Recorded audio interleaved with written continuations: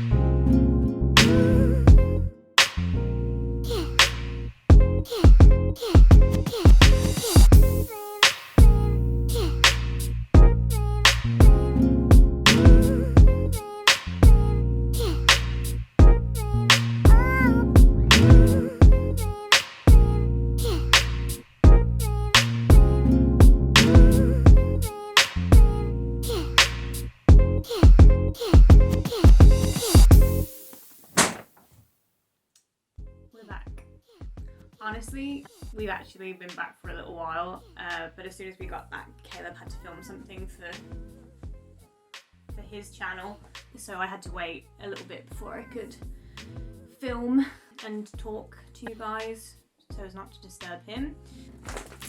Successful trip for some some yarn, if you're interested in, because I mean, I think I showed a clip of it earlier, but I just got a couple of cream, a yellow one, green and blue, and a purple. I realised after I filmed my intro earlier that I didn't actually mention the main reason why I'm like sort of, because I'm not reading anything, like I'm reading stuff that you could argue is special, but like it's all my TBR stuff, and I think usually when people film like vlogs and stuff, it's like for something outside of their TBR because it's like a specific reaction to like some exciting books that they're not going to talk about in their wrap-ups, or that they haven't spoken about in their TBR like already or whatever. But one of the reasons why I wanted to film like these TBR books I've got is I realised I am 3 books away from hitting my Goodreads challenge of 50 books. This is the first year that I'm doing a Goodreads challenge, and I know that like 50 is a lot of books generally, but in like in the booktube bookstagram world it's like less than some people are doing, but that's cool. Like I aimed for 50 because this is the first year that I'm like reading to this level and like actually taking part in the challenge and everything. So yeah, but I am obviously reading 4 books in this vlog, and that's because of what I mentioned in my last video, in my like 7 books I read recently video. Jasper's having a drink. That I mentioned that I read that tiny little, I'll grab it.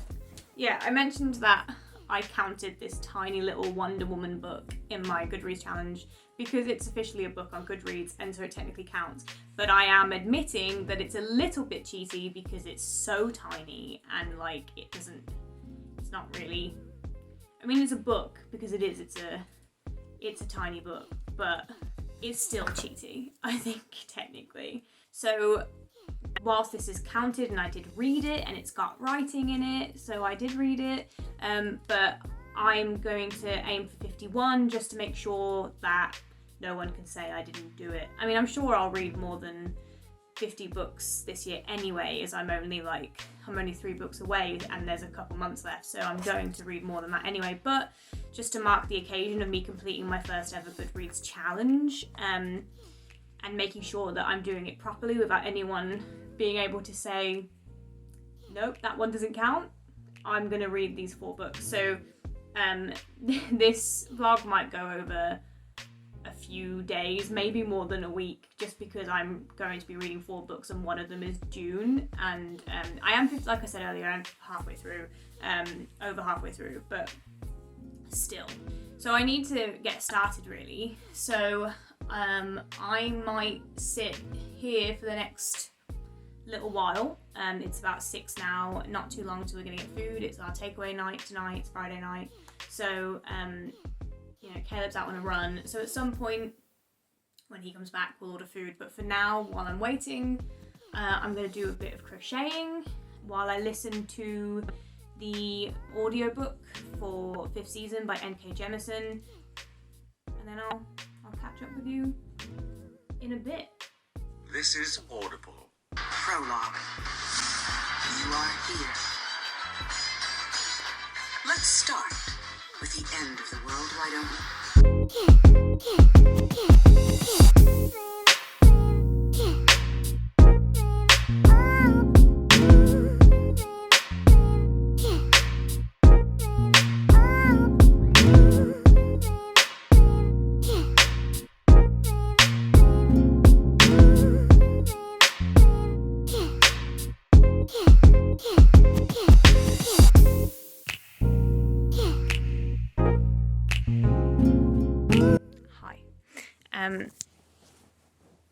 It's quite a bit later now, after that last clip you saw of me listening to the audiobook and stuff. My husband came home during that, and it's our takeaway night, so we went and got fish and chips, brought that home and ate and watched some Taskmaster, which was really great. But yeah, when I was listening to the book, I didn't get that far through. I think I listened to the prologue and chapter 1 before we had to go, so not too far at all. I did, however, tear up. only like 10 pages in. The portrayal of grief that is shown early on in this book is very well done and quite hard hitting, I think. Or I don't know if me tearing up so early is like a sign of where I'm at, or how N.K. Jemisin is sort of building this world and these characters, and that's genuinely having an effect on me. And if that's the case, then I am not prepared for the emotions that are going to come with the rest of this book. But yeah, I'm really enjoying it so far. I am currently 60 pages in, so not very far at all, but you know, still I am enjoying it. It's really interesting, it's very immersive. I read the last couple of chapters in the physical book, mainly because I think especially with things like this, like I take information in better when I am like wholly and solely focused on the book. Like I know that some people can really take in a book through audio whilst doing another task or something, and I can to an extent. But like earlier on when I was listening to it, I found myself like zoning out a couple of times and having to be like consciously make the decision to listen. I did end up enjoying the audiobook more than I thought I would, just for the snippet that I listened to. I don't know if this is just my experience of just like how it's happened, but especially as somebody who has mainly listened to fantasy books on audio that tend to mainly or most often have a female lead, so it's often a very and this might be because I'm English, you know, it's just not what I'm used to or whatever, but it's often a very American accented, sometimes often monotone / robotic female voice, and that's really off-putting to me because it's not, for me personally, my preferred method of like the story being delivered, just because sometimes it doesn't feel like it's being, I don't know, delivered in the way that I would want it to. And that's not me saying I'd prefer an English accent. I've heard plenty of great ones with like American readers and stuff, but it just feels like there's often this weird robotic way that a lot of the people read these books on audio. I don't know if that's just me or like me just not being used to it, but I did end up enjoying it more than I thought I would, which is great.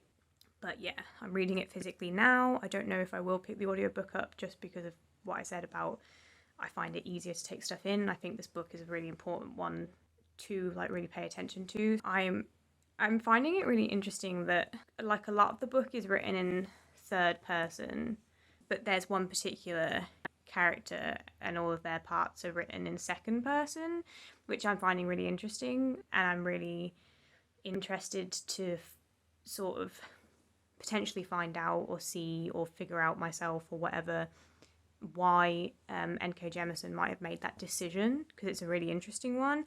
Regardless of why, I think it works and I'm really enjoying it. But it's just very cool and very interesting. I think I'm gonna go and have a shower and then get into bed and potentially read more of this in bed, but who knows? Good night. This looks weirdly angelic. It's just the sun going through my bedroom curtains. It's bright. Hi. It's a couple of days later. Yesterday we saw family and we went to see the new James Bond film, which was in my humble opinion. Didn't love it, but I'm still glad I went. It's fun to go to the cinema and see a Bond movie, I guess. But it wasn't great. But anyway, with regard to the book, I am at chapter 9. I didn't do any reading yesterday because it was such a busy day and a bit of an anomaly day. But the night before, I did carry on reading physically and like alongside the audiobook, which was nice. I don't know if I'm going to continue reading alongside the audiobook just because whilst it's enjoyable, it's a bit slow going and I would like to finish this book at a quicker pace, I guess. Like, I found myself when I was reading alongside the audiobook sort of reading ahead a little bit because how I read is quicker than how the audiobook reads. But I also know that some people listen to audiobooks like at double speed, and I've tried it and I do not like it. Like, I find it so disorienting and weird and like hard to take stuff in. But yeah, I'm about 151 pages in. I'm really enjoying it. This book is very hard hitting. It's a lot in a good way. I really like all the things it's saying. I think it's really interesting. The stuff with Demaya is really hard to read at this point. If you've read the book, you'll know like the particular scenes I'm talking about this early on. That was really hard to read and listen to because I was listening to the audiobook whilst reading that bit, and whew, that was a lot and very unpleasant. And then all of the stuff with Alabaster, I'll just say to not. I don't know. I don't know if I'll make these videos completely spoiler free or not, but at the moment I'm trying to so that everyone can watch and stuff. But stuff with Alabaster, anyway, that we literally like just had the interlude, and right before that is where we had like some of the main stuff with Alabaster and some of the really hard hitting things to do with the fulcrum and what's happening at the nodes and all of that. If you haven't read the book, none of those words will mean anything to you. It's fascinating. It's really interesting, and the world building is so cool. Like, I mean, it's classic sort of fantasy stuff with like, I mean, usually in fantasy books that I read, they put the sort of like historical snippets from like books that exist in the world or whatever. They put them at the beginning of chapters, whereas in this book, they're always at the end of a chapter, which I think for the purposes of this book is more hard hitting because it will often sort of speak to what's just being discussed in the chapter. I mean, I guess it would serve the same purpose if it was at the beginning of the next chapter, but I think the fact that it very much is connected to the end of the previous chapter, it works well. And then I've just, like, right before chapter 9 is an interlude, which has a lot more, like a little bit more discussion about some of the geography. I don't know if there'll be more interludes as I go on, there might be, but this one, right before chapter 9 begins, sort of has a, like, it doesn't really tell you anything directly, but it presents questions that make you think about it, or like you have the answers to, but it's prompting you with questions to remind you, hey, you have the answers to this, so here's the thing. I don't want to spoil anything, but this is technically a spoiler, so I'll put a little notice up or whatever, but I want it recorded. In the book, right, there's all these earthquakes happening, and there's stuff to do with how, like, the ocean is, like, you can't really traverse the ocean because of the amount of earthquakes that are happening, so the seas are, like, the tsunamis are always happening, and the seas are just so unpredictable and all of this stuff. So no one really travels, so no one knows if there's any life outside of the stillness, which is what they call their sort of bit of land or whatever. And then it says, likewise, no one speaks of celestial objects, though the skies are as crowded and busy here as anywhere else in the universe. This is largely because so much of the people's attention is directed toward the ground, not the sky.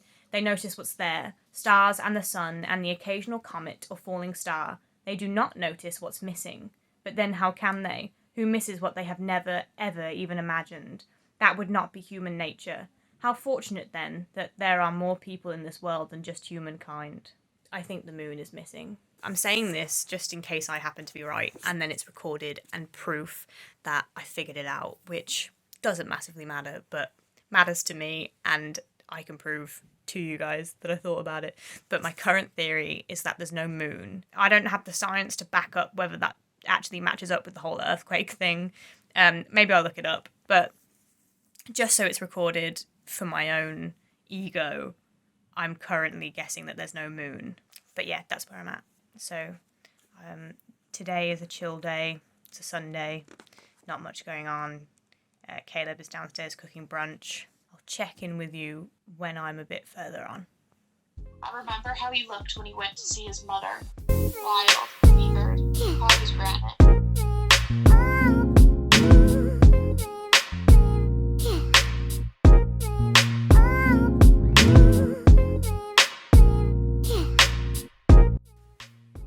Hi. It's been a minute. I finished the 5th season last night. I really enjoyed it. Genuinely didn't realise that this was the first in a trilogy. For some reason, I thought it was a standalone, so now I've got 2 more books to buy and read, which is fine because I am happy to do that, but probably won't be able to do it for a little while because I've got so many other books I need to get through, so it's a little bit sad that I'll have to wait to finish this series, but I enjoyed the first one. I'm glad I read it. If you don't want any spoilers, then skip this part. Like, I'll put the time to where the spoilers end now, but I need to talk about this. There were a couple. There's technically a couple of twists, I guess, in this book, and I'm so annoyed that both of them got me because they're the same twist. The revelation that Demaya and Cyanite were the same person, I was like, oh, cool, like weird and everything. Didn't see it coming that they'd also be the same as Esun. Is that her name? Yes, Esun. I didn't realise that was going to happen, and I feel so silly now because it was kind of obvious. But it's so cool. It's written in such a cool way. The three different perspectives ending up being just one. Like, I figured out quickly that we were at different time points because of the actual 5th season starting at the beginning, and then like the fact that in the previous ones it's felt like the 5th season, like the season hadn't begun, like the catastrophe hadn't happened. So I sort of guessed that, but I thought they were all just going to meet at this commune at the end where Esun ends up or whatever. I wasn't expecting them to be the same person. I was right about the moon, which I'm chuffed about that I got that early on. I mean, obviously, I don't think it's like the most impressive thing to have figured out because you can have a passage in your book that says, oh, and they didn't realise what was missing, and you think, what's the main thing that we see in the sky every day, well, every night or whatever? The moon. Because I know the sun exists because they talk about it. So I was like, the moon? And then obviously, at the very end, he's all like, ever heard of a moon? So I looked it up though. So it'll be interesting to see, as in I looked up, if we didn't have a moon, like what would that do to the planet? And I'm not a scientist, so I don't know if that was conclusive stuff, or if like I actually looked at the right things and I didn't look for very long, so all of that's irrelevant. But it's just good. Yeah, it's really interesting, and I'm proud that I guessed it, so that's cool. I'm going to move on now to Piranesi. Hopefully maybe get this done today, because it's not very long. So that should be good. My mum has just read this, and I think Ali is going to read it alongside, like a buddy read, but sort of I've just told her I'm reading it, so if she feels up to it, she might read it at the same time. So that's cool. There'll be like people to talk to about it. So yeah, I will check back in with you when I've maybe gotten halfway through Piranesi, or I mean, it depends on if I just powered through and finish it, but I'll get back to you at some point. Hi. It's late. I am editing a video, and I'm whispering because Caleb is asleep. I finished Piranesi. I really liked it, really enjoyed it, very good, really interesting. I definitely think it took a lot of inspiration from Plato's realm of the forms, or like that sort of thing. It sparked some really interesting conversations with like people I know who've read it. It was pretty good. It wasn't as groundbreaking as I maybe expected it to be because it was hyped up so much, but I still really enjoyed it, so that's great. And I read it in like one sitting, so it was a really quick read, which we also love. Now we're at the stage where I just need to finish Dune for this vlog. I've got about 50% of it left. I haven't touched it since we last spoke. It's really not good. We went to see the movie though, which was very good. Enjoyed it. Very visually impressive film. And it did, to be honest, make me more excited to finish the book, because the movie only covers like roughly just over half of the book. So the movie left me with more excitement to pick up the book and sort of see where the rest of the story goes. So I should have motivation to pick it up and read it, which I'd like to do soon, because I'd like to get this vlog done. And like, I technically at this point, after reading Piranesi, technically hit my Goodreads goal. My challenge is completed, but like I said at the beginning of this video, I need to read Dune to make that airtight, so no one can come at me and be like, but one of those books was a Wonder Woman Christmas tree ornament. So yeah, I am hopefully the next time we talk, I'll have at least made some progress with Dune. Quickly, I forgot to mention, you have already seen footage for this, so it's a bit weird that this is happening now, but I read an extra unexpected book this month. Ali messaged me to let me know that she had some time, so we actually managed to finish Song of Achilles together, so that's great. I enjoyed it, it was good. I do think that the fact that we were reading it together, like she's in America, I'm here, I think the fact that we had to have like we've been reading this book for a long time, the fact that we had to have like long breaks in between reading meant that it probably didn't hit as hard as it otherwise would have if I'd have just sat and read it on my own in one sitting. I think we were talking about it and we both, I think, had a similar experience with it, which is unfortunate. I do think that the first half of the book is better than the second half of the book, but I still think the book overall was quite good. It's not better than Circe though, which makes sense because Circe came afterwards, so it would make sense that like Miller's writing might have improved, or she might have learned a couple of things from what went well last time or whatever, I don't know.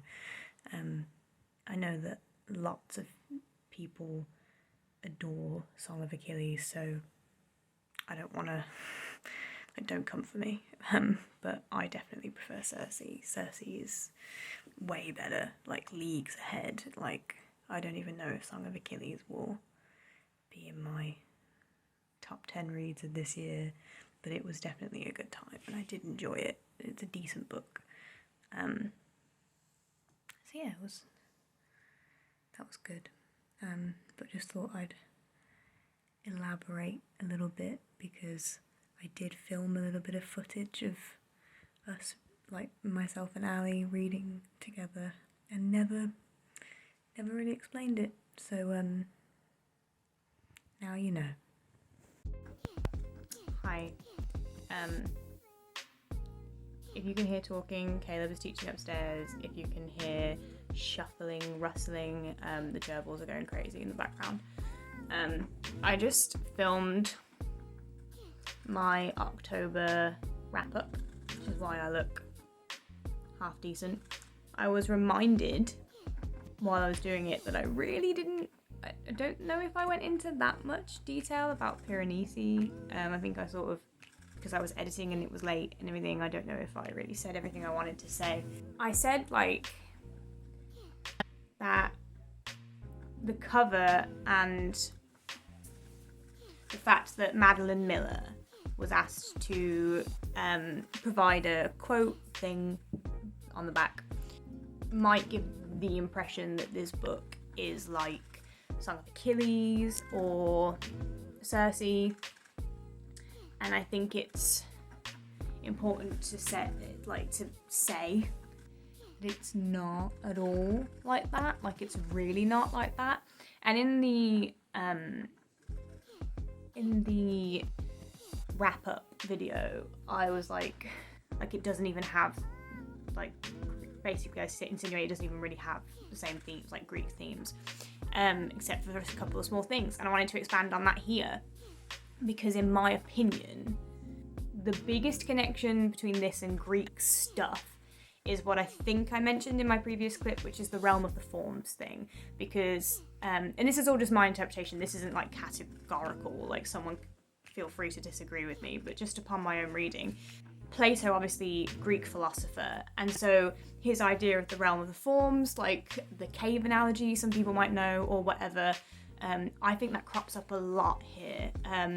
Like when Piranesi is talking about how he might not see mountains or rivers or whatever, but he can gain enough from the detail in the statues around him to understand the concept. So it's like the house, the labyrinth, is full of the concepts of things. Which is not too dissimilar to Plato's realm of forms. If I'm remembering my A-level theology somewhat decently, realm of the forms is like there is a plane of existence, there is another realm where the essence, the true essence, the concept of all the things we see exists there. Though I'm pretty sure that Plato takes a step further and goes to suggest that the realm of the forms is more real than here, because, like, I think we learned it with like an apple or something. We have, if you hold an apple, it's real, you can feel it, you can taste it, like all of that stuff. But even though you are experiencing it through your senses, in the realm of the forms, it's more real because it is the essence of what apple is. If that makes sense. It's that what we have is a poor imitation of what the real world, the realm of the forms, is, which is mind-bending and interesting. So for me, it was like that sort of idea, but used in a slightly different way to deliver a disconnect of, rather than these two realms that are separate, like the real world and then the labyrinth, that are separate and like what one's more real than the other or whatever. To me, it was that there was a disconnect and that the real would be them joining back together, but we can't do that, it's irreversible. So like all the way through the book, they're talking about how this realm was formed by all the magic seeping out of our world because we lost our ability to connect with it, because we, in the name of progress, they say in the book, we lost all of the amazing magical ways we were intended to interact with the world, and that's what made the labyrinth. So for me personally, it feels like all of this Greek stuff is sort of a representation of all of the magic that's lost, because we obviously see Greek mythology as like magic, as a different way of viewing the world. It's old, it's myth, and I don't think that the book is suggesting that gods and goddesses like Zeus and all that were real at some point in its timeline, but just that there was a magic, and that's representative of that, which is like the Minotaurs are interesting, like the labyrinth being the labyrinth is interesting in that way.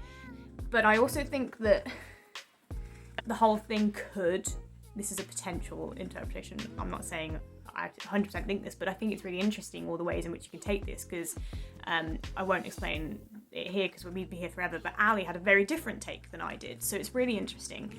But for me, it felt like maybe like an analogy for climate change and the ways in which we're losing our ability to connect with the world. There was a big emphasis on the fact that he took the time and he learnt the tides and he learnt how to fish and take care of himself, and at points because he was trying that, the house saved him, and like, so there was this sort of give and take relationship happening and everything, and it feels like an analogy for that potentially, which would explain the satyr stuff, like the satyr on the front of the book. The satyr, which I think is the satyr statue that is his favourite statue, because obviously a satyr is a creature of the woods. It's a nature creature. Like they in all of the myths, they held the nature magic. Like Pan was I think a big deal with that or whatever. Like they are intrinsically linked with nature and greenery and all of that stuff. So for me, it felt like a big analogy for that. To an extent. And like I also, what was really interesting is I felt a lot of sympathy for the house, but I'm a sucker for a sentient house, and I know it wasn't actually a house, but it looked like one, so we're going with it. But when Piranesi was like, it's almost as if the house wants somebody there, needs somebody there to share its beauty with. I was like, if it is true in this world that Susanna Clarke has created, that this realm was built from the remnants of magic that used to be in our world, but we have lost touch with and rejected, then it is incredibly sad as an analogy to me that it's an irreversible thing, and that not only are we lacking so much knowledge and experience and wonder without it, because we don't have the magic in our world anymore, and that's sad, that the magic itself is also sad because it wanted to share it with us. I don't know. I just thought conceptually that was really interesting, and it ended up being very philosophical and I don't know, a bigger picture than I expected it to be. And I just wanted to throw some of that, I don't know how much of this will go in because I've talked for a little bit, but I just wanted to throw some of that in there because I think that was the beauty of this book for me personally. You didn't get any of that, and you got something completely different that's completely valid, like, because I think that's the beauty of this book. Like a labyrinth, it has many twists and turns and many ways in which you can go down the rabbit hole, so to speak, and like figure out what Susanna Clarke is trying to say. And she probably did, being an author and knowing what she's doing with her own work, come up with some other things you could get from it that I may have missed or whatever. But that's how it felt to me, and that even though Piranesi wasn't supposed to be there, or he was tricked into being there,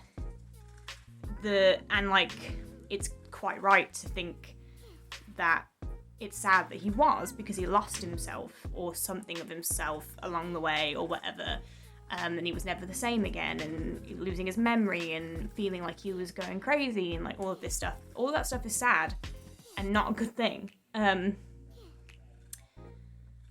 But it's just sad to me that like all that does is amplify to me the symbolism of losing that magic, or whatever that magic represents, whether that's environment stuff like nature or whatever, but losing that magic is irreversible.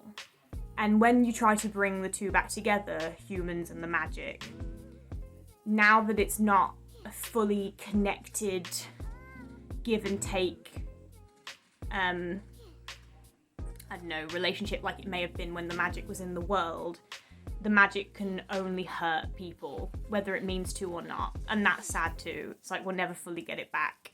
And you can only see it in short glimpses.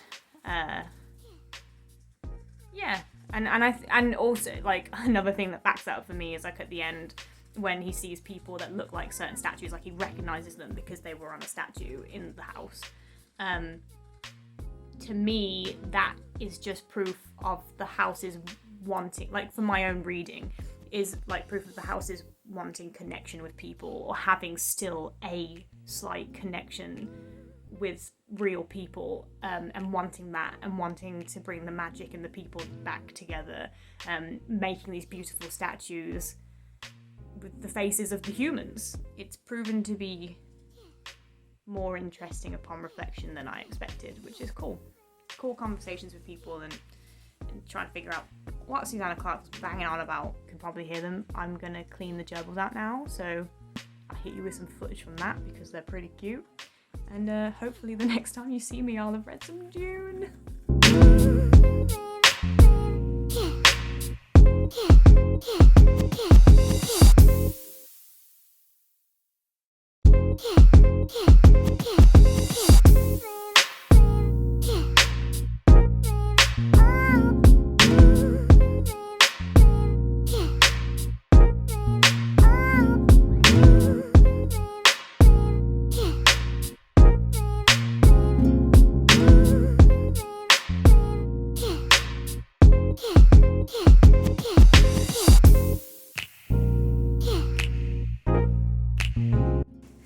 Hi.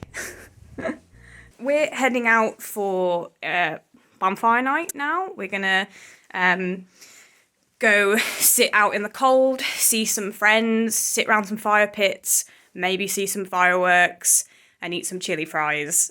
All because some dude almost blew up Parliament a while back. So we're gonna go do that, and that should be fun, and bring you along a little bit to flesh out this vlog. So yeah, it should be fun.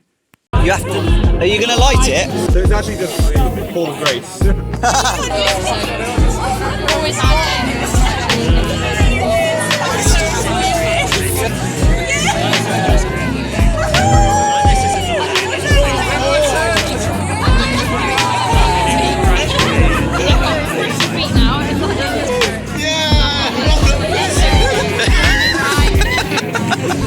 Don't let it go out. Don't be the person to let it go out.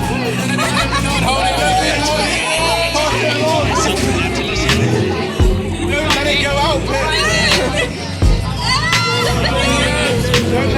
Okay, hello. I finished Dune, which is so great. I'm so glad that that's done. I don't have to worry about it anymore.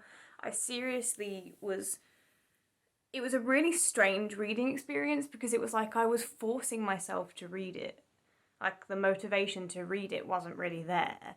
But when I was reading it, I was enjoying it, mostly. I just think this book is not helped out by the writing style. And I understand that some people might like that.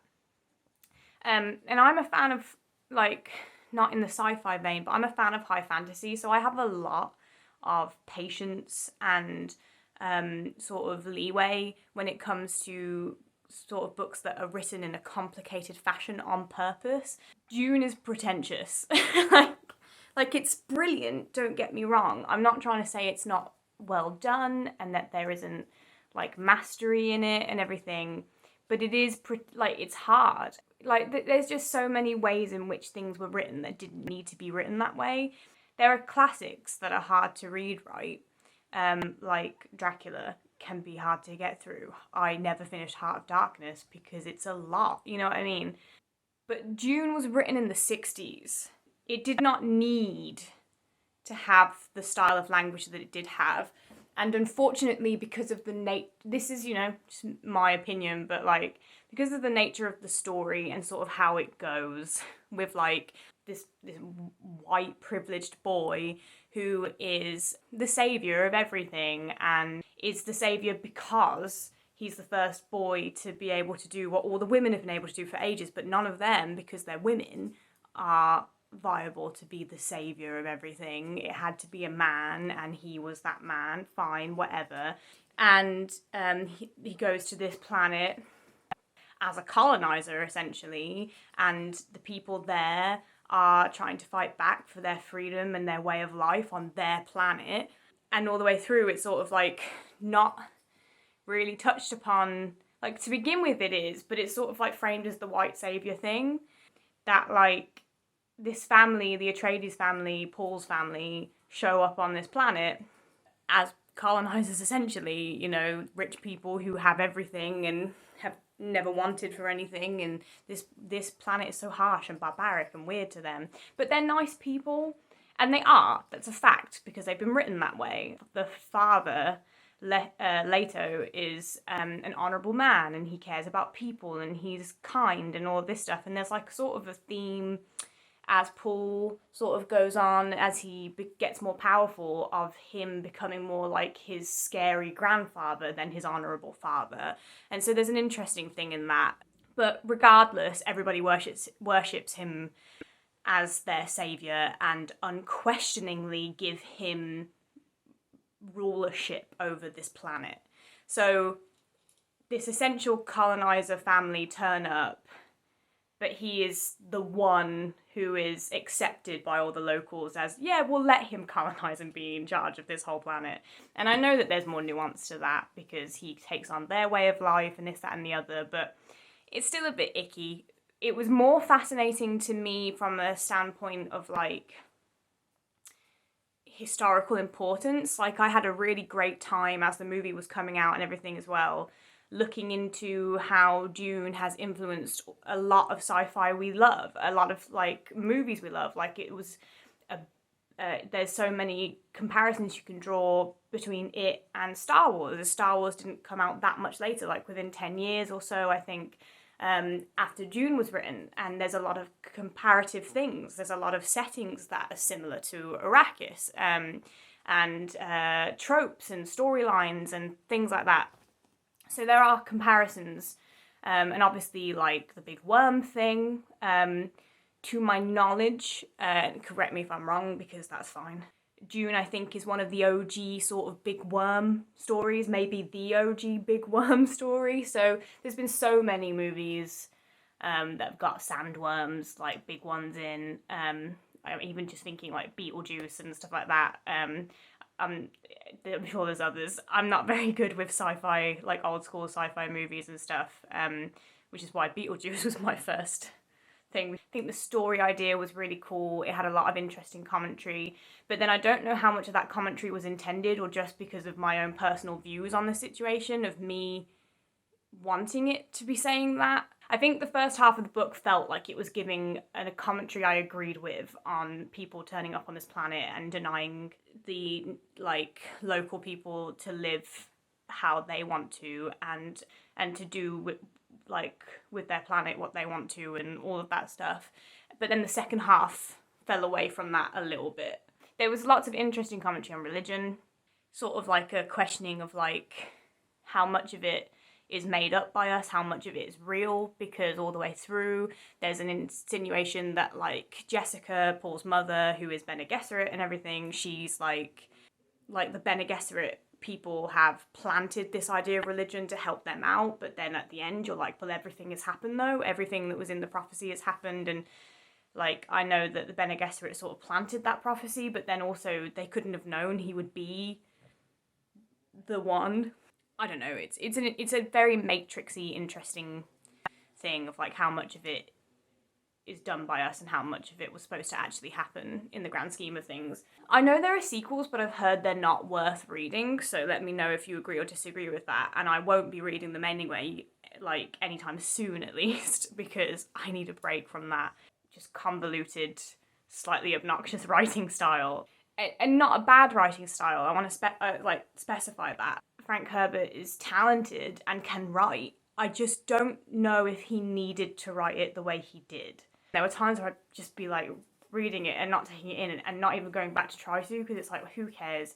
He repeats himself a lot in just more and more convoluted ways, and it does feel a little bit like, look how clever I am, which is cool.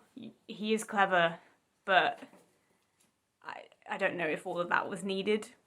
And then, like, the end was weird as a woman.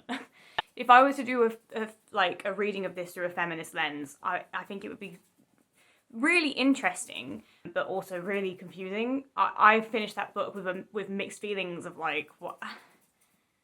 Like, some things I read were definitely a problem, and then other things it was like, wait, what? Like, how it ended was like, okay... Lots to unpack there. It ends really abruptly on a really good line, to, like, discussion of history, and how, was it, like, he's going to marry somebody for political gain, but he's saying to Cheney, his partner, who he loves, like, it doesn't matter, she'll only be wife in name, but you'll be wife in everything else, because I will never sleep with her, or love her, or be intimate in any way with her. And then, like, Jessica finishes it by saying, like, we will be concubine by title or something, but history will know us or remember us as wives. And I thought that was a cool line, because we do see a lot of that in history. it just felt like a weird way to end it. And often, like, obviously endings aren't always like and this is what it was about, but they tie in, you know what I mean? Like, it ties in somewhat to sort of like a nice little full stop or underlining of this is the book and this was the point. And that confused me because what was the point? Like, it's this grand discussion of time and history.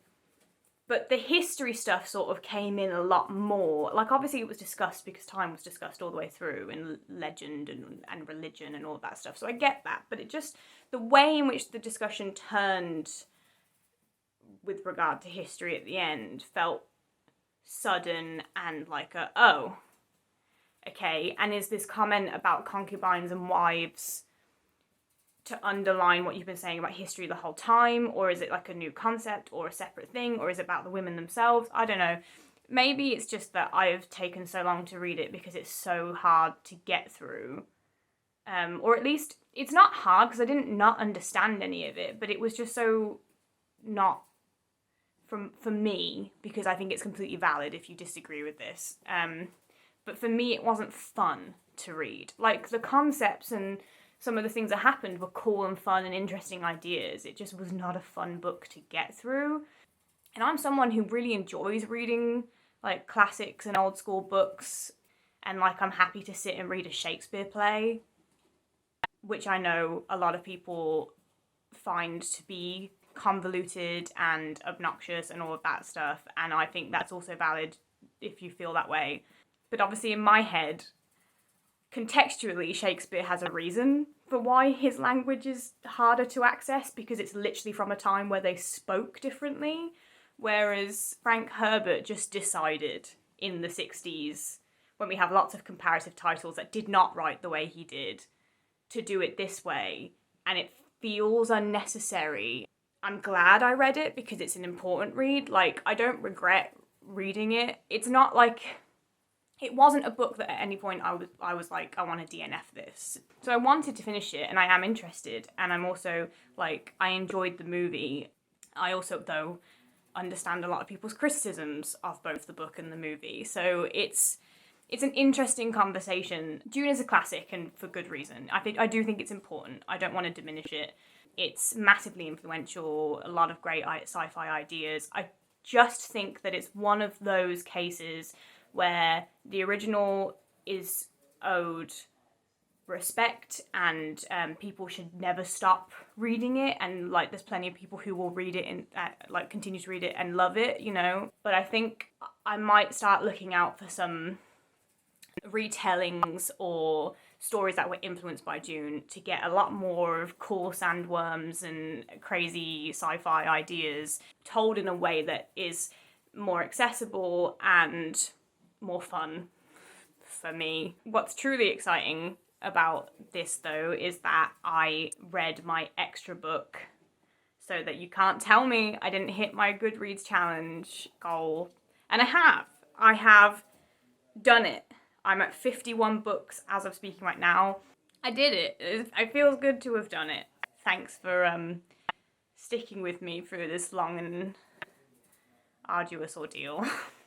And please don't be put off from giving Dune a try if you do think it's something you could enjoy.